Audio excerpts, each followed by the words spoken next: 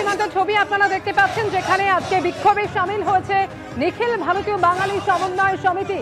যেভাবে বাংলাদেশে হিন্দুদের উপর লাগাতার হামলা চলছে, চূড়ান্ত ভারত বিদ্বেষের ছবি সামনে আসছে, একের পর এক মন্দিরে হামলা চলছে, প্রতিমা ভাঙচুরের মতন ঘটনাও ঘটেছে। হিন্দুদের উপর লাগাতার এই আক্রমণের প্রতিবাদেই সরব হয়েছে নিখিল ভারতীয় বাঙালি সমন্বয় সমিতি। পেট্রাপোল সীমান্তে এই মুহূর্তে বিক্ষোভ দেখাচ্ছে তারা।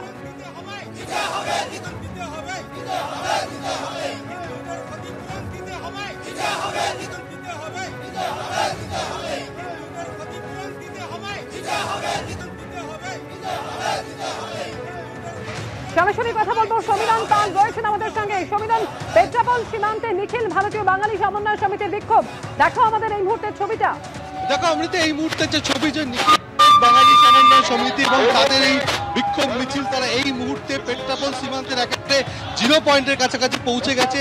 সেখানে পেট্রাপোল থানার পুলিশ যেমন রয়েছে, তার পাশাপাশি রয়েছে বিএসএফ, এবং যেহেতু জিরো পয়েন্ট একেবারে কাছাকাছি, আন্তর্জাতিক সীমানা সুরক্ষা যাতে লঙ্ঘিত না হয় সেই কারণে প্রচুর পুলিশ মোতায়েন করা হয়েছে এবং তার পাশাপাশি বিএসএফ জওয়ানদের মোতায়েন করা হয়েছে। এবং যারা এই বিক্ষোভে সামিল হয়েছেন তাদের সঙ্গে কথা বলে নেব। নিখিল ভারত বাঙালি সমন্বয় সমিতি, আজকে আপনারা এই যে মিছিলটা করছেন, কারণ বাংলাদেশের সম্প্রতি হিন্দু এবং অন্যান্য সংখ্যালঘুদের উপরে যে ভয়ঙ্কর নির্যাতন, নারী অপহরণ, নারী ধর্ষণ করা হচ্ছে, ঘরবাড়ি জ্বালিয়ে দেওয়া হচ্ছে এবং গ্রামের পর গ্রাম হিন্দুরা গ্রাম থেকে পলায়ন করছে। আজ বাংলাদেশ হিন্দু শূন্য হতে চলেছে। এই অন্যায়ের প্রতিবাদে আজ এখানে আমরা প্রতিবাদ সভার আয়োজন করেছি। প্রাক্তন বিধায়ক দুলাল বর, দুলাল বাবু, আপনি দীর্ঘদিন এই সীমান্তবর্তী এলাকায় রাজনীতি করেছেন এবং বাংলাদেশের সংখ্যালঘু হিন্দুরা আক্রান্ত হয়েছেন। আজকে আপনি মিছিলে সামিল হয়েছেন কেন? কারণ আমি এখানে বিধায়ক হিসাবে আসিনি, প্রাক্তন বিধায়ক হিসাবে। আমি একজন উপর বাংলার ছিন্নমূল রিফিউজি।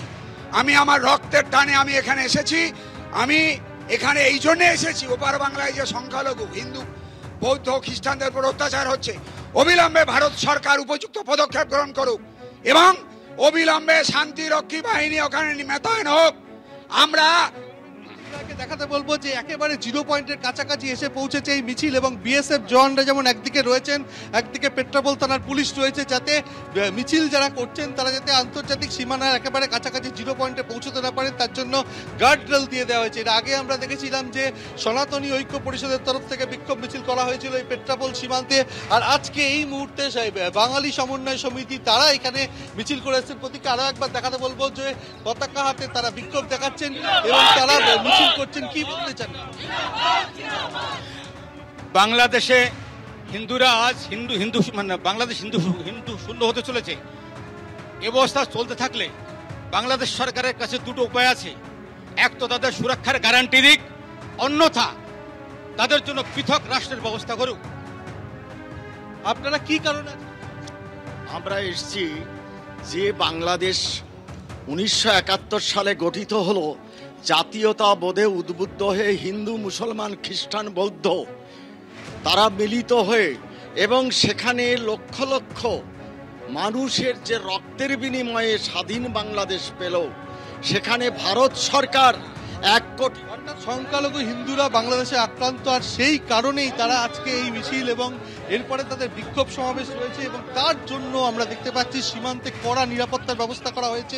ওদিকে আরো একবার ছবিটা দেখাতে বলবো, বিএসএফ জওয়ানরা একেবারে সারিবদ্ধ হয়ে রয়েছেন, কেন এর আগে আমরা দেখেছিলাম যে জিরো পয়েন্টের খুব কাছাকাছি পৌঁছে গেছিল সনাতনী ঐক্য পরিষদের মিছিল এবং সেই কারণে আরো 100 মিটার আগে গার্ডরেল দিয়ে দেওয়া হয়েছে এবং গার্ডরেল দিয়ে এই মুহূর্তে আটকে দেওয়া হয়েছে মিছিল এবং তাদেরকে যাতে তারা এখানে প্রবেশ করতে না পারে। এবং কিছুক্ষণের মধ্যে একটি বিক্ষোভ সমাবেশ রয়েছে ট্যাক্সি স্ট্যান্ডে।